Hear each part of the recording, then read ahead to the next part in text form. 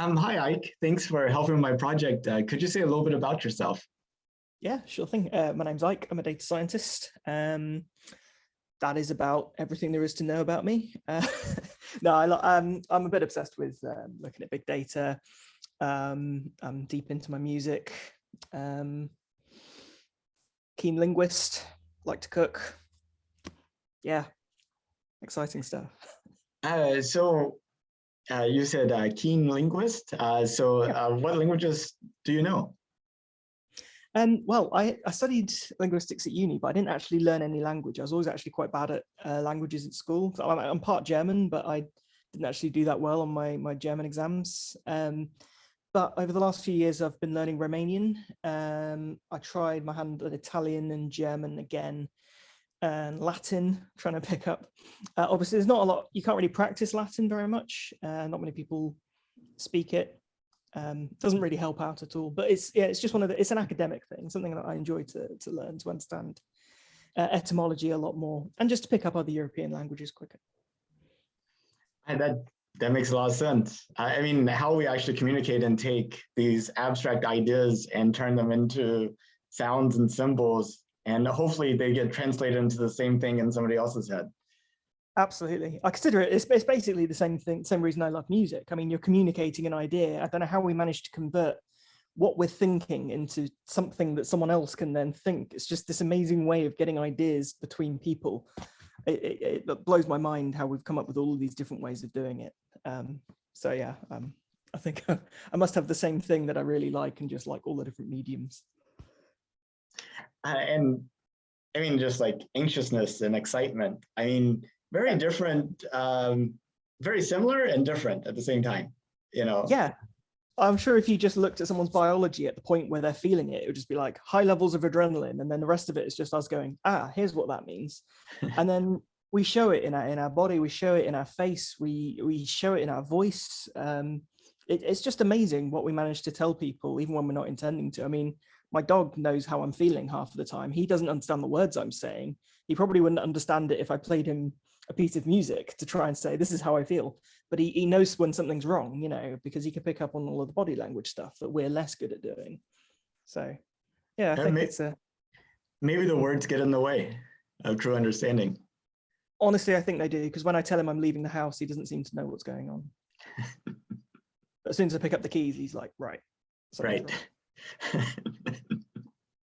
Does he ever hide the keys? Has he gotten to that point yet? There's a reason that I put them in a drawer that he can't reach. I'll put it that way. Okay. So you've had some experience with that? No, but I know he hides other things that if there's something which he thinks that I might want to play with later. I mean, he thinks that the toys are my toys. That's the reason that he likes to steal them. You know, like I'll pick up a toy and throw it and he'll be like, oh, I'm stealing one of his toys. And it took me a while to realize that that's what he thinks happening, because he sort of picks up a toy and looks at me as if to say, I've got your toy. And it's like, I don't like the toys. I'm playing with you. I'm just trying to make you happy. And he's like, I've got your toy. You know, it's an ongoing thing. That's really interesting. I mean, I was just, and it's not just domestic animals like dogs. I was sitting by the pond yesterday, and there's like this group of ducks, and they have their own little social environment that they do. It's just really amazing. Yeah, when I was at University of York, the amount of waterfowl, I mean, they all have their own personality. I mean, I probably did it on a species level, so maybe it would be sort of like grey geese are like this, you know, but you instantly start to fear the Canada geese. I assume that's a global thing and not just a local thing to the UK, because they're aggressive, evil creatures. And barnacle geese as well. It's you just learn that they've got this hierarchy. They all understand it. They're all able to sort of work around each other. Yeah. Chuck a bit of bread, you know what's going to get it, because someone will just watch and kind of see if the barnacle geese go for it first. It's really interesting. Well, what kind of music do you like? Well, there's the boring answer, isn't there, where you say a bit of everything, but tediously that tends to be true. I grew up with classical quite a lot, but I also enjoyed rock. So I've expanded from psychedelic rock, classic rock, baroque pop, started to like some alt country, but it varies significantly by the season. It sort of depends what I feel like listening to at a particular time. Like I won't listen to reggae around Christmas. There's a time and place, and it's when it's incredibly sunny. But no, I'm getting back into psychedelic rock at this time. Just I think when the sun's at a certain level, it feels right to have that kind of music playing. Very fussy about what I'm hearing when. There's several other ways to approach that question about what music you like. One could be the size of the group playing it. I mean, do you like solos, duets? Do you like groups of tens, or you want hundreds of people? I mean, like, what's the size of the group you like? I mean, I listen to singer-songwriters. I listen to full orchestras.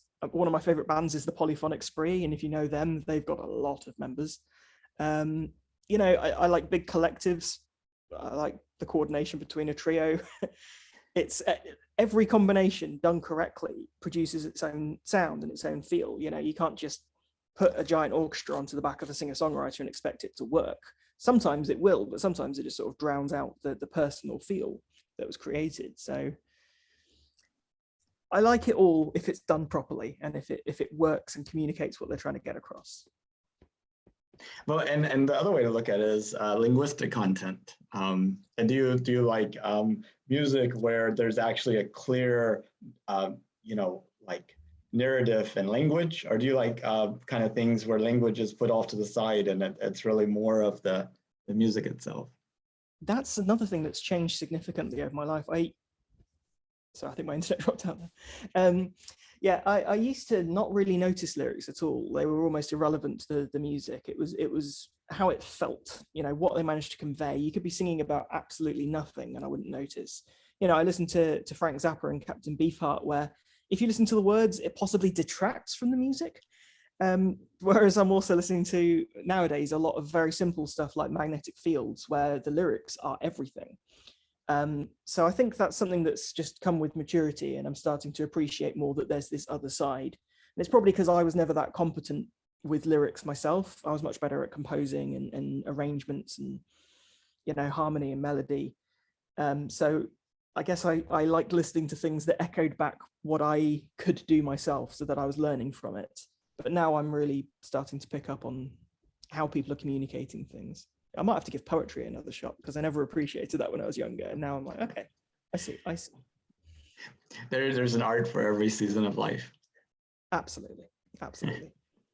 And then the other way is complexity. Do you like music that's completely baffling, that you have to like listen to 40 times before you really have any hope of comprehending it? And then even after listening to 40 times, there's always something new? Or do you like music where you get it right off? I think we've got both in parallel in a way. Like just humans in general. Like I really like the academic sense of, a piece of music that you've really got to dig into and understand. Some contemporary classical music, which is mind-blowing. You listen to it and think this is awful, until you understand how it works and what's happening. And then you start to appreciate it in a totally different light. But we do also have that almost more tribal sense where, something has a good bass line and that's enough. And I think there's nothing wrong with that. We've evolved these different ways of appreciating it. Humans dance, humans enjoy simple things that they can sing along to. And you can also enjoy something that's complex and a puzzle almost. I think it just depends on the mood. It depends on what you want at that time. And for me, in parallel, I'll alternate almost. It just depends what I feel like, Oh, what do you think was the first type of instrument or music actually created? I mean, like thinking back to like early primitive times, I'm just wondering, whenever you think about that time, what do you imagine actually happening? At what point do they actually say, hey, this is music, I imagine you'd expect vocals to come first. Just in general, we hear animals, bird song, even howling, of wolves. There's a melodic sense to it. There is something that you are communicating, and you're creating almost like a pack behavior. I can appreciate how some nuances within your vocals could communicate different ideas and feelings and celebrate particular occasions. But then I imagine very soon after you'd get percussion, because tapping along, it's part of dance almost. So it wouldn't surprise me if percussive instruments like drums were very early on. And we do find this, that even when you encounter cultures that haven't developed things like wind instruments or complex brass instruments, reed and all this kind of stuff, percussion's almost universal. And even if it's not, you can tap your legs, and there's you can't say that's not music. If it's a sound, right? And it's rhythmic and it's part of a performance. So yeah, I wouldn't be surprised if it was vocals and clapping even. And then maybe you can turn it into percussive instrument like a drum, as I was saying before, because it amplifies. You can attract people from further away with louder instruments. What do you think about turning corporate meetings into musical performances? Like the CEO's like singing, and then the CFO comes out and has like a counterpoint. Everybody has to answer. You can ask any question you want, but it has to be melodic. The thing is, as cringeworthy as it is to imagine, I wouldn't be surprised if that happened in one of these, new age companies kind of saying, we're going to have an all hands, but it's going to be entirely question and answer through drums and interpretive dance. And I think in some places that would be accepted, almost like, wow, we're trying something new here. I think it would be utterly useless. But no, I think we're heading in that direction overall. But you say it'd be utterly useless. What's your evaluation of normal corporate meetings? Can I say no comment? Yeah. I'm just wondering how far it changes things. Yeah, it depends how open you're willing to be as a company and whether you're actually communicating things or just touching base. Oh, I'm even talking like it myself now, aren't I? You end up turning into it. You stay there long enough. It's true. The group you're with, eventually you're just going to be some type of average of that group. Absolutely. I found myself sending emails that literally say things like, yeah, just touching base on this. And I think, oh, I used to hear that phrase and get chills. You're like, I am Ike Lockett. I do not touch base. Absolutely. This is not a thing I do. Yeah. Yeah. So the future, music's changed a lot over the past 100 years, I feel, Yeah. I mean, with the electronic and computer and digitalization, radio, I think really has changed music, the use of music in movies and use of music in advertisement. Maybe the use of music in advertisement actually, at some point you could imagine the music itself being the ad, like political campaigns being some type of catchy tune that you can't get out of your head and you end up repeating to people, some type of virus, going populist. But when you think about the future of music, like 100 years, 200 years, 500 years from now, do you have any visions on what it might evolve into? The safe answer is no. But to be speculative, I feel like we go in phases. It seems like we get more and more complex, and then there's almost a rebellion, a resistance to it. I don't know if this has always happened, but it certainly happened with Baroque sort of entering the classical era. It went from this extremely complex contrapuntal stuff that's actually still quite hard to write today to something that you could really write quite easily. A lot of classical music, there's experimentation, but it was a lot more grounded. But the same thing happened with Baroque rock and psychedelic rock in the 60s evolving into progressive rock. And then what do we have after that? Punk, right? It's like a slap back to reality. And obviously everything happens at the same time. That progressive rock carried on. And there's tons of complex stuff happening today, but it's less focused now. And I think we're branching out to the point where I hope it doesn't get too scene-based, where you just kind of say, right, I like metal, and here are the different branches of metal, and I'm in this particular branch of metal, and there's thousands of groups that I could listen to. I do hope that what you'll end up with is what's popular is actually a wide variety of stuff, and everything's competing again as like different ideas. But I do imagine we're going to get a bit like we are at the moment. We're in a singer-songwriter phase still, I think. I haven't checked in recently, but there was certainly an era where everything was singer-songwriter again after a bit of, there were some pop groups and then there was new metal. I don't know if it's just who I was with and what I was hearing, but it seems like we're going in little phases of what's selling best and getting heavily promoted. But with the decline of radio and with people's personalized experiences with things like Spotify and Apple Music, and just, all the streaming platforms, and even just putting your own music on shuffle, it's hard to say whether we'll have the same sense of a trend, a unifying piece of music outside of popular media. Like you mentioned, TV, movies, and adverts. Those are things that are going to resonate with people, possibly better than a song that's been repeated on a radio station, because how many people are listening to that radio station? It's far more likely that a lot of people will have seen a particular blockbuster hit. But then what if the blockbuster dies and it's just some recommendation from some streaming site, and something might get popular, it might not? It's so hard to say what's happening because everything's changing at the same time, and it's happening very quickly. Yeah, it's almost intimidating to think about, but I also feel it's reassuring for me because I've been outside of the in crowd possibly forever, and I don't know what's happening in the mainstream. But I feel like the mainstream's sort of plummeting a bit because everyone's able to make their own choice. It's becoming a lot more democratized. So, well, I mean, without radio, how is there a mainstream? If everybody's listening to like their own individual everything, like where's that forum where that kind of consensus of what mainstream is actually develops, is reinforced, that type of thing?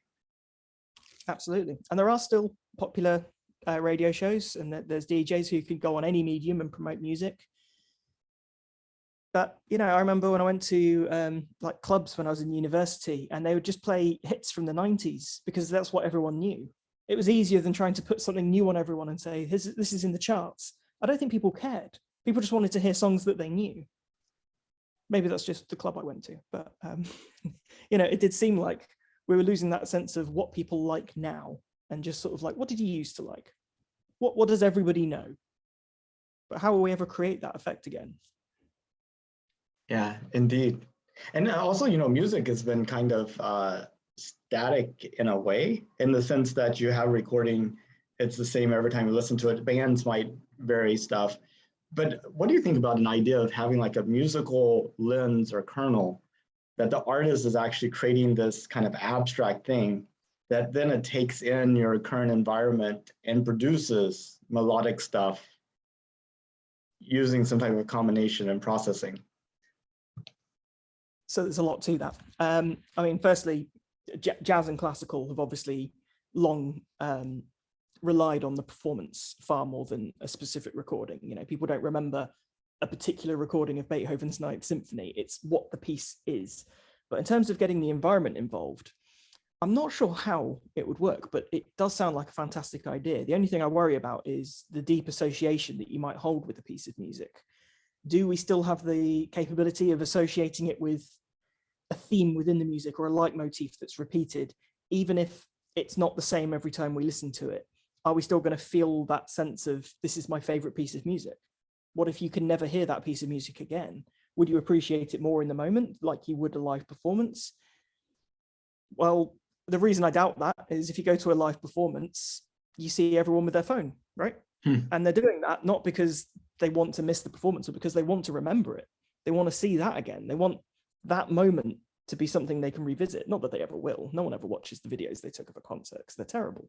It's just someone's back of someone's head and some really tinny music, because phones can't capture the moment.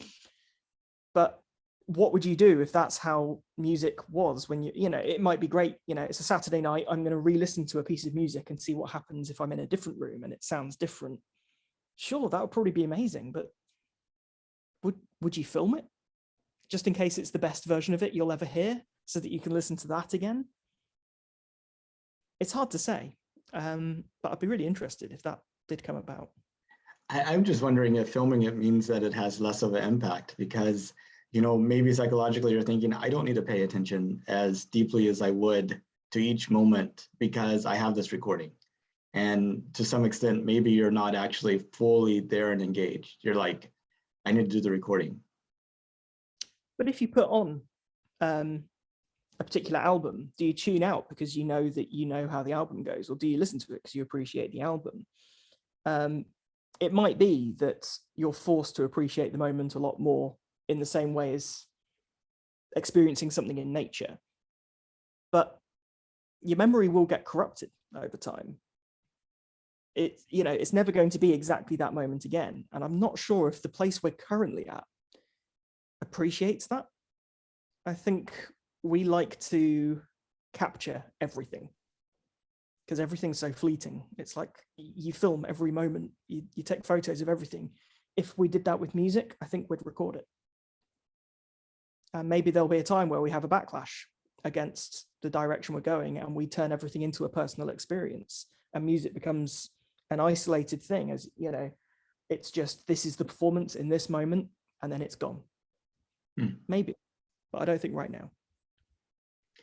And now, do you think in the future humanity will actually progress beyond the Earth? Like we'll actually have humans living in Mars and orbital platforms on the moon, the moons of Jupiter, Saturn, going to the next star system, that type of thing? Yeah, it feels inevitable when we look at what humanity's done with every single piece of land we've ever found, right? With the exception of some remote areas where it's just too cold to live, and North Sentinel Island. We've basically colonized everything. It would be bizarre if we just left the moon as it is, unless we signed some international treaty where we said we're not going to do it, but even then someone still will. I think it's just inevitable that we will do that. And then once we're on the moon, people will disagree about how the moon's being treated. Someone else will start looking to Mars and realize that there's profit motive in doing that. And then I think it will stretch out and we'll keep going. I don't know the pace. I think sometimes when people say by 2050, we're all going to be, able to fly to the moon, I think that's ambitious. If there's a forcing function like the Earth getting destroyed, which let's not rule out, then maybe. But I think in general, it's a slow burner, that one. But it's inevitable. Do you think it's a good thing or a bad thing, or? I think it's good if we remember our roots, so we don't just kind of say, Earth's a yesterday problem. We've got the moon now. We can just sort of create a utopia here. We've still got our planet. I feel we've still got an obligation to our planet to take care of it. And there is obviously the chance that we'll treat it as new land with new law, and maybe depending on who it is, who even owns that land, it could be a very bad thing. So I don't think it's bad to expand, but yeah, we've got to be careful of the nature of that expansion. So the music created on Mars, how would you anticipate it being similar or different to the music that you're familiar with?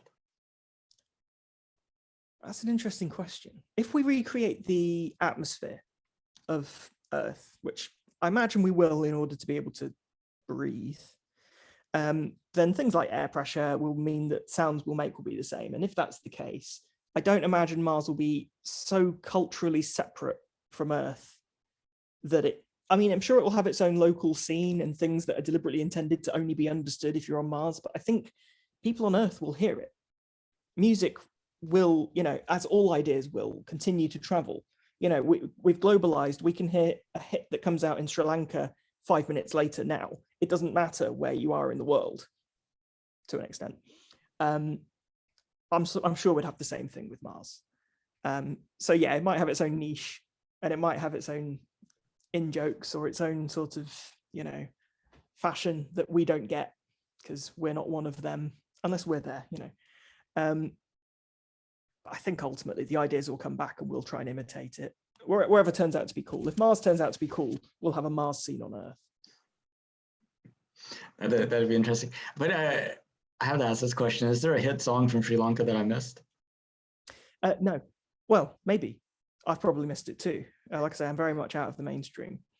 But just because something's in the mainstream doesn't mean it's good. And maybe this is an opportunity after this call. I think what I should absolutely do is dig in and see what's the hottest thing in Sri Lanka right now. Because I brought that up just because it's far away, not because it's, I don't know, wildly different. I imagine if we listen to it, we'd say, actually, this is quite familiar. I think what we imagine to be incredibly different about different parts of the world now has become a lot more homogenized. So I think it could be interesting to see, yeah, I'd be a bit more open-minded about things like this. I've never even thought to just pick a country and see what's going on. Yeah. I mean, but you kind of have a challenge of sampling bias. Your ability to access stuff from that country is what's been digitized and online. And maybe the really good stuff is being played in a hole-in-the-wall pub that nobody ever records, but they really enjoy. Which has always been the case, of course. And what is it that gets played? Probably what people expect to be liked. So maybe we're just going to hear parroted back to us our own music played in a different place, because that's the stuff that we're probably going to like. It sometimes might be quite hard to find the best music of any particular country, culture, city. Yeah, it's quite sad when you think about all the music you're never going to hear. Now, there's this Japanese billionaire. I always mess up his name, Mikao Maezawa or something like that. But he's planning to send a group of, I think, about 12 artists around the moon in 2023, with the idea that they would be able to take this experience and turn it into some type of art that could kind of convey that impact of seeing Earth as a small, fragile sphere and the whole experience. And I'm just wondering if you kind of imagine yourself taking this mental trip around the moon and seeing Earth like that, and you were to create some music, do you have any ideas on kind of how you would go about conveying that sense? I mean, it's hard to communicate a feeling you've never had and probably never will have. I don't know what it would be to see the Earth from the moon, but obviously, like, the clearest feeling any of us have ever had is probably when we see those photos of the Earth from a totally different perspective. But how does it feel to not be there at the time? We're on Earth when we see that picture, and it's humbling almost, and it's strange, but we're not away from it. So I don't even know what you feel. Do you miss it? Do you feel small? Do you feel insignificant? Do you feel like an alien suddenly?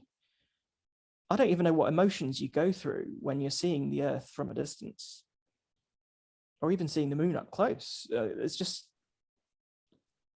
I'd be really interested in seeing what they produce. I've no idea what I would end up producing. Yeah.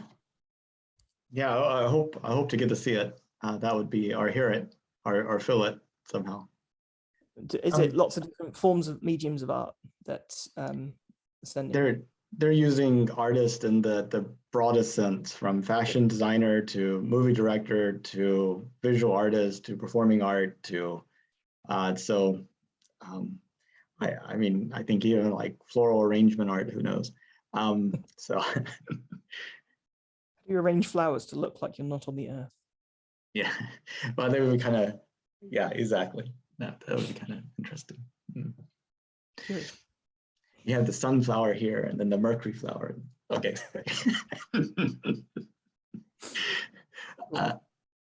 So did you know that NASA is planning to send astronauts to the moon for the first time since 1972? I'd heard rumors, mostly from your channel. I'm sure it's more common knowledge within the scene, but I'm a little bit out of it. I'm really glad to hear it though. I feel like I missed out on it growing up. You know, I never saw this, and it feels like it's a huge cultural and a huge shared event.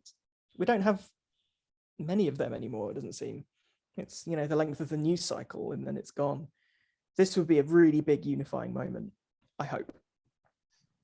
Yeah, the way we get our news, though, I feel like it could happen, and you know, a vast majority of people really not be aware of it. We'll get the BBC News alert and go, "Huh, we're on the moon," and then got a meeting, and then some government official will say something awful, and everyone will get angry, and then the moon's gone. But no, you'd hope that it would be like this big thing where everyone's like, right, let's take the day off, let's watch the live stream. This is a really significant thing. I hope so, but it's not 1969, you know. We've got way more things to distract us and hold our attention, and they're all competing. So yeah, be interesting to see what happens. There's some people that say, you know, why are we spending all this money to send people to the moon when we have all these problems here on Earth? How do you sort of approach that conversation? I understand it in a way, if it's not diverting resources away from helping people on Earth. And by and large, technical innovation has a gradual effect of lifting people up, even if not immediately. You know, the new iPhone doesn't bring people out of poverty, but in a way it kind of does. It's just never right there on the surface. So I think one thing a lot of people have an issue with is the timing. That's a little bit out of people's control. It does look bad. It really does look bad when the world feels like it's in a really bad place and lots of very rich people are going, I'm going to space. But yeah, you look back and a lot of these projects started in 2000, 2001, and they just came to fruition at around the same time. And of course, with competition, that's a forcing function that's made a lot of people push ahead with their plans. So what are they going to do? Hold back and say, let's wait until the economy is a bit better? But yeah, I hope that the PR of it doesn't detract from what's actually happening. And I hope it doesn't just become a billionaires club. I know things start off, you know, access to billionaires. I'm sure early flight was only the richest of the rich. And now you can get an EasyJet flight that's horrible, but maybe we can do a horrible flight to the moon in 60 years. And maybe that's the beginning of it. And there's a luxury upgrade that you can maybe treat yourself to. But yeah, someone's got to do the trips, and I'm glad it's happening. Well, if it was safe and affordable, would you take a trip to space? Yeah, I've seen videos of the training that astronauts have to do. That's not required, right? Well, I guess it depends upon what type of trip you take. If you take a suborbital trip, you know, where you just kind of poke your head above the atmosphere and come back down, I don't think that training is required. But if you were to take an orbital trip, you know, you'll have to be accelerated much faster, you know, like 17,000 miles per hour type of speed in order to stay in orbit. Yeah. And, you know, you have to experience free fall and the reentry. You know, that would be a low, you would need to, I think you would need to have some testing to make sure that you could survive the trip. Yeah, I doubt I'd survive the trip. So maybe suborbital's best for me. Maybe I would convince myself to become fit, knowing that I'm going to space. But yeah, I've seen those videos and I'm like, yeah, getting me off the sofa is hard enough. I don't think you're going to get me in a centrifuge, let alone experiencing however many G's they experience. You know, I'm past that point. My body's giving up. Let's just go to wherever William Shatner made it. Right, that was probably, you know, I could probably do that if he can. What do you think about William Shatner's trip and his reaction afterwards? I think it's really interesting that I don't know, several decades ago, that would have been a really significant cultural moment. And I think the reception of it was really frosty, mainly because it was led by Jeff Bezos. I don't know how it could have been. I know I'm thinking more about the PR than the humbling experience and the amazing reaction that he had from it. But I don't think people wanted to focus on that. People didn't want to say, wow, he's gone into space and he's experienced this. People wanted to say, wow, a billionaire shot a celebrity into the sky. You know, I want that to mean more. It's great that it meant something to an individual, but if that doesn't propagate across society and people don't feel something, people felt something when we landed on the moon. They didn't feel jealousy, like, oh, I wish it was me. You know, they just thought, wow, humanity has done this. Why do we not get that feeling anymore? So it's really interesting to hear his experiences, not an everyman, but more of an everyman than maybe an astronaut. But yeah, I think that, yeah, I want less of the distraction of who it is and the feeling that comes with it and the dismissal that we automatically have. Yeah, it's an interesting time. Not sure what to say on it. Yeah, I think it's interesting, you know, Jeff Bezos, I just wonder why he attracts kind of like the attention he does. I mean, Amazon, I think is great. I mean, you can order something and get it tomorrow. The prices seem reasonable. I'm just like, I mean, what is it about him that people don't like, I guess. I suppose you can focus on him as an individual, or you can focus on him as an idea. And I suppose when you've had 2 years of seeing headlines of unions being struck down, of delivery drivers literally having to urinate in bottles on the trip, and people getting fired for speaking on the job, and like crazy things, and then he's got enough money to go into space, people just think, well, what's going on here? It feels like there's almost definitely some level of exploitation, right? Obviously making a profit's not a bad thing, but if you're making a profit and all of your employees are in a very bad place, even some of the higher up employees say Amazon's a terrible place to work, you do question why, he's got that much money. People feel a sense of injustice. You used to just say, Bill Gates, yeah, he's earned that. He's in this spot because he's created a thing that's great for everyone. And yeah, Amazon is great for the people who buy things off Amazon. It's not great for the people that work at Amazon. And I think people are nowadays siding a lot more with the workers than the people behind it, because in your heads, anyone could just be sitting at the top of Amazon right now and just watching the profits come in. What's he doing? Going to space. And employees are suffering. So I think people just will blame him. He's the figurehead. That's what you get as a figurehead. It's kind of why it commands such a high salary, I think, is you are going to take the brunt of all of the hatred of everyone who hates your product.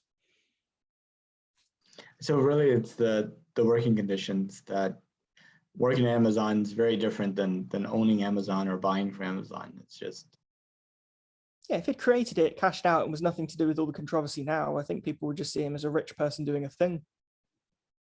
I think instead, though, people see this bad thing is happening, he's in charge. It's like Zuckerberg. Did he just create Facebook and go? No, he's overseen Facebook through all of the scandals. His name is tainted by that. Jeff Bezos' name is tainted by everything that's happening right now. It's not that they're rich. There's plenty of rich people nobody hates, Well, that's because they probably don't even think or know about them. Yeah, that's probably a fair assessment. Keep your head down. Yeah. Use the offshore fund now. Get the offshore island. Yeah. By that point, you just buy an island, right? Just buy an island. Create an island. Put the cash in a shed. I don't know how it works. Yeah. Put it underneath the island. It's like the entire cash island.